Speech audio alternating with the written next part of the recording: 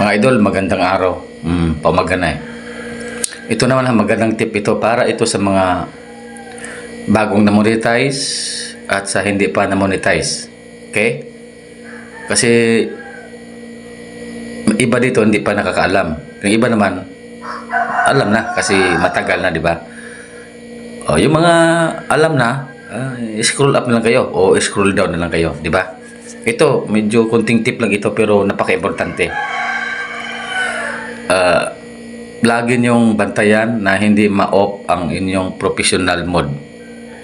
Kasi oras na na-off yan tapos hindi nyo nabantayan, ang followers nyo back to zero. Yan ang nangyari sa isang account ko. Meron akong isang account, pinabayaan ko na lang kasi naka 5K na kaya ako. Tapos hindi ko napansin, na-off ko yung professional mode, nag back to zero. Yung sa asawa ko ganun din nangyari eh. Kaya ingatan nyo na ma-off ang professional mode. O kasi mag back to zero talaga yung kanyo followers.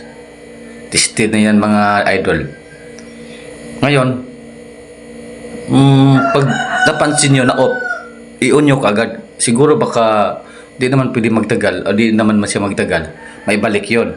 Pero kung maabutan na ng mga ilang hours o 24 hours, back to zero talaga mga idol, sa totoong buhay lang.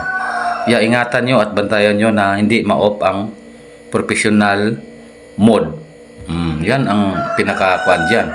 Mabantayan nyo talaga mga idol. Kasi ma-back to zero talaga yan, totoong buhay yan. Okay, so yan lang muna mga idol.